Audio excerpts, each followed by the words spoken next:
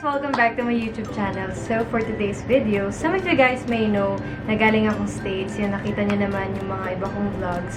I've been to Los Angeles, San Diego, and Vegas. Minsan na lalagay ko sa IG stories ko na nagsha-shop kami.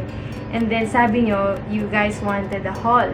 So, ayan, here's what I'm doing right now. We're going to do a haul. Disclaimer lang guys, I'm not trying to brag or anything. Alam niyo na yan, gumagawa talaga tayo ng mga haul video. And ayun, that's it. Let's get started. So, the first thing that I'm going to show you guys is the one that I'm wearing right now.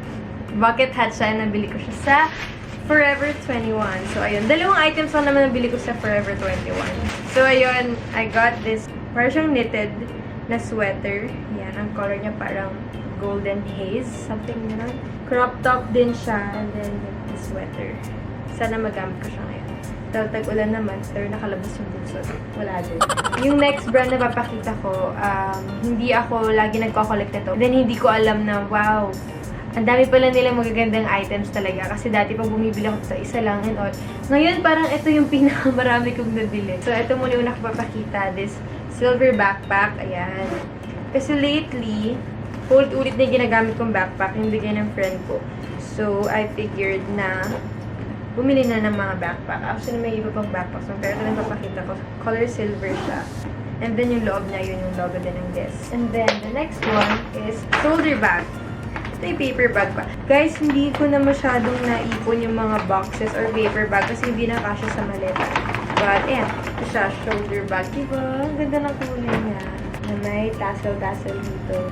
The next one that I got is backpack ulit from Guess. Ayan. Ganun din. Yung parang loob nung silver na backpack kanina. Yun naman yung labas nito.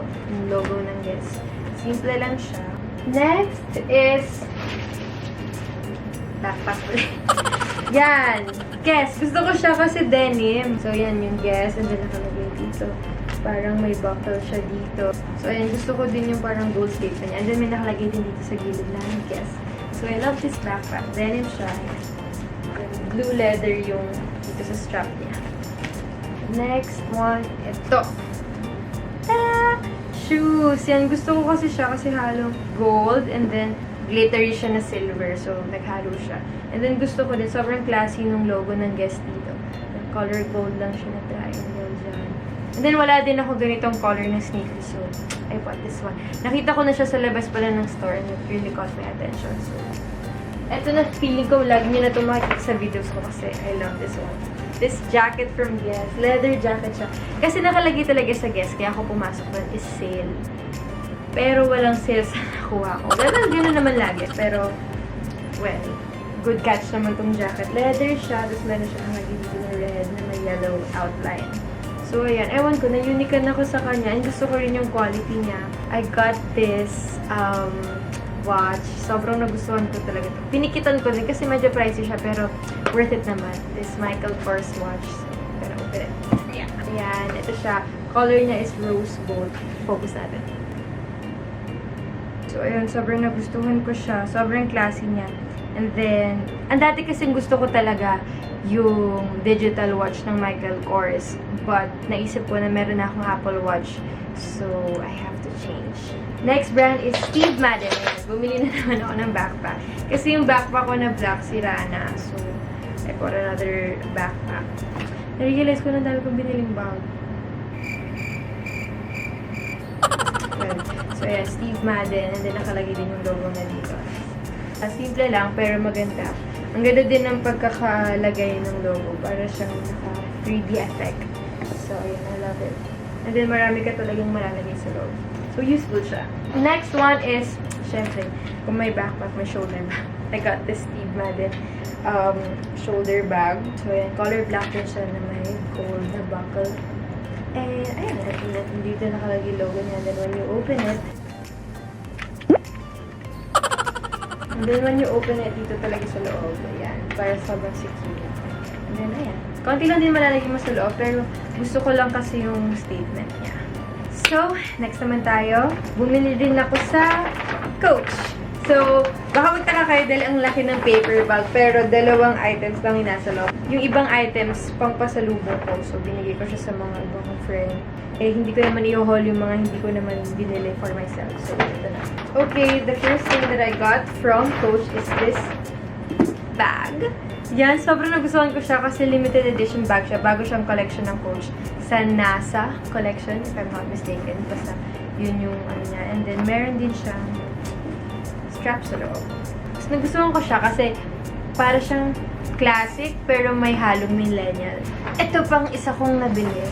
This wallet from Coach. Ang cute niya, guys. So, sobrang kinang kasi. Nakita ko na agad siya sa Coach. Parang, ay, kukunin ko na talaga yan. Kasi, it caught my attention. Sobrang sparkly niya and pink. Kasi yung LV ko na wallet, parang matagal na siya sa akin. And then parang, yung LV ko kasi na wallet, wala siyang parang mga ganito, ilalagyan na ng cards and all, parang nilalagay lang talaga doon.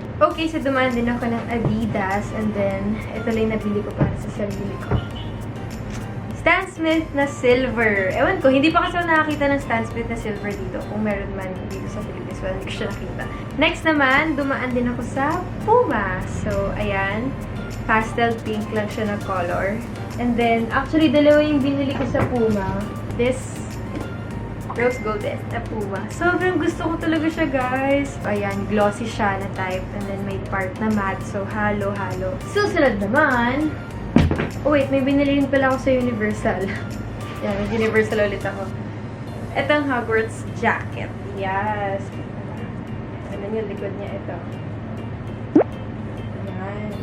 So, I got this one. Nakitan kasi ako, although hindi ko na matandaan yung buong story ng Harry Potter. Pero nagustuhan ko kasi yung jacket. Sobrang cute niya and for sure magagamit ko to. And then, I bought this wand. Diba? Hindi ko na matandaan yung story ng Harry Potter. Pero, bumili ako ng wand ni Harry Potter. So, meron ditong instructions. Kasi, itong wand na to yung interactive, I think. Yung ba tawag doon? Magagamit mo siya sa Universal. Hindi ko na matandaan yung Harry Potter, pero binili ko to para kunyari ako si Alex sa Wizards of Waverly Place. Kung nakikita niyo lang, guys, ang kalat-kalat na dito, nakakahon siya. I bought perfumes. So, bumili ako ng Burberry Summer and then Nicki Minaj na perfume. Actually, bumili rin ako ng Marc Jacobs. Well, kukunin ko. Ayan, bumili rin ako ng Marc Jacobs. Ko kasi magpabango. Ganun talaga ako magpabango kasi gusto ko talaga mag-last siya. So, ayan, bumili ako ng Daisy Dream by Marc Jacobs. Nabili ko siya sa Sephora. Oh, bumili rin ako ng EOS lip balm. Natry ko na siya. Meron na akong nabuksan. And then, ang dumi niya na ngayon. Kasi lately, super dry na ng lips ko. Actually, pati yung skin ko sobrang dry. Hindi yan siya halata sa camera for sure dahil may lights and all. Pero maging honest ako sa inyo, ang dry na talaga ng skin ko, na sunburn ako talaga sa Amerika. Kala ko pa lang, ay, pag-Amerika ako gaganda yung skin ko. Hindi, na-sunburn. Ito yung sunod. Tiyan! Jewelry box siya. Kasi wala akong jewelry box. Hindi ko na bakit. Parang nakalagay lang siya sa drawers ko yung mga alahas ko. Okay, next one is this. Gucci! Yay! Hindi ko alam bakit ang laki ng binigay nilang paper bag. 3 items lang naman yung nandito. So, una kong papakita sa inyo, ito na lang. Oh, ito yung wallet. Okay, I bought this wallet. Actually, nung naisip ko na bumili na ako ng wallet na Coach, nung nakita ko kasi ito, gusto ko din. Pero feeling ko kasi mas magugustuhan ng mommy ko. So, hindi niya pa alam na para sa kanya to. Akala niya for me. But, this is my gift for her ng birthday niya. Next! Ano to? May freebie ba yun? Ay! Okay, hindi to sa akin. Kuya Robert to. Bumili siya ng wallet sa Gucci. So, sige, pakita ko na rin sa inyo. Yan. Color black lang siya na may snake. Last thing that I got sa Gucci is this bag. Belt bag siya actually. Ito yung basic na belt bag ng Gucci. Then yung strap niya is green, red, and green. Actually, mayroon din silang blue. Pero mas gusto ko yung green. So, ayan. Ang ganda nito. Sobrang useful. Unisex din siya. So, pwede ko rin pagamit kala kuya. And now, ito na yung last. I swear, ito na yung last na binili ko. This. Oh my God. Ito. LV. So, guys, sira-sira na yung paper bag niya. Dahil ang dami niyang pinagdaanan sa airport. Shoes siya, actually.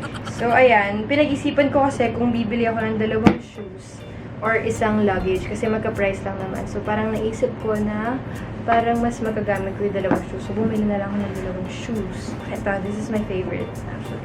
Tchanan! So, ayan.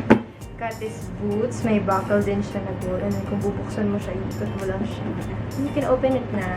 Ayan, may lace din siya. And then, gold din. Medyo may heels siya, pero kaya naman. Sobrang kaya naman to. Wala akong kwenta mag-haul. So, ayan, I got this one. Isa lang siya, actually. Isa lang, kasi mahal na yung dalawa. Char lang, dito yung sa loob, pero you don't have to see it. Okay, and then yung next. Yeah. Ang bigat. Actually, simpleng chucks lang siya. Para lang siyang high cut na.